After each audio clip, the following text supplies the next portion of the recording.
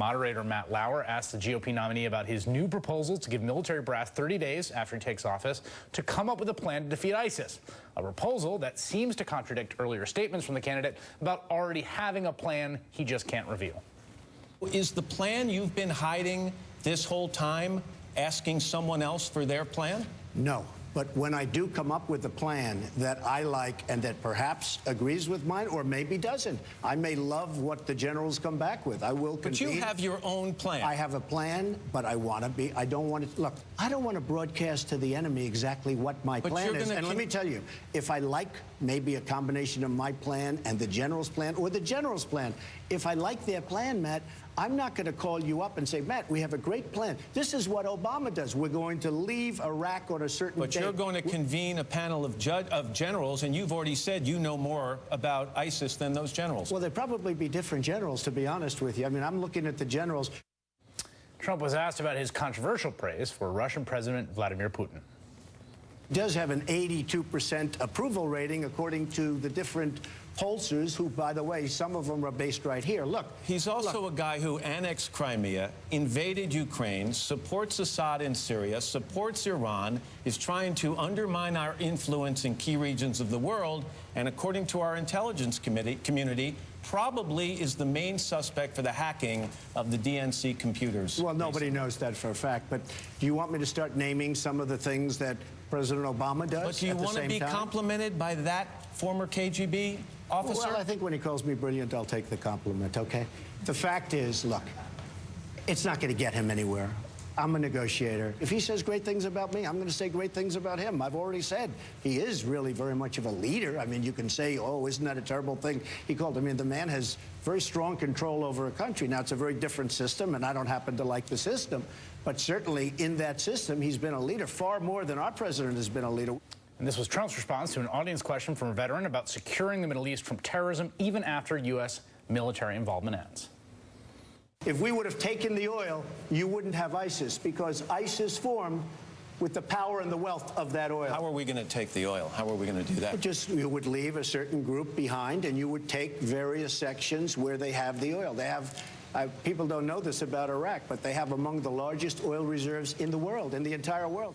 Last night was yet another test, and Donald Trump failed yet again. He trash-talked American generals, saying they've been, quote, reduced to rubble.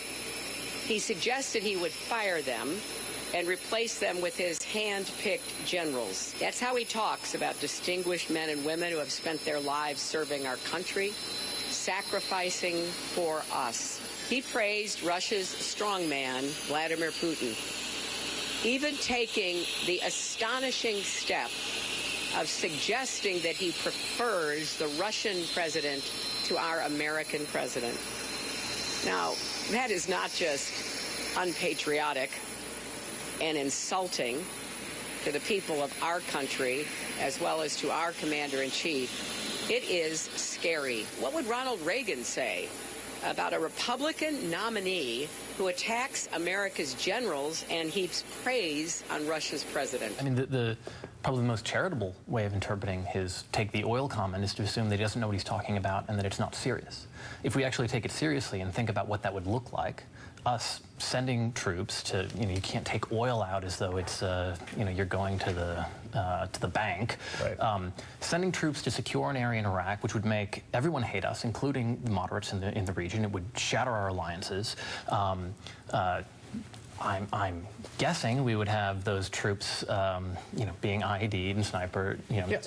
To secure oil fields, and Can we show this map for a second? This is the CIA map of Iraqi oil infrastructure. Right. Light and dark green blobs represent oil fields, just to give people a sense of the scope and scale. I mean, in some ways, we're giving this more deference and its seriousness than it deserves, but just so people understand. Yeah, if you were to think seriously about what that would entail, and also the backlash that it would bring about, and the idea that that would create less terrorism in the world, less extremist groups in the world, I mean, it's just not worth taking serious. Unfortunately, I think, there's a way in which a serious discussion about, there are plans right now. The military has a plan to defeat ISIS. We could be talking about the specifics of and whether it's working there. and whether. And yet we're talking about whether or not we should take the oil, whatever that means. And so, yeah, there are plenty of questions to be had about Hillary Clinton and debate. She defended the intervention in Libya, which I thought was very interesting. Yeah. She doubled down. She said that if we hadn't done that, it could have turned into Syria and could have been worse than it is now.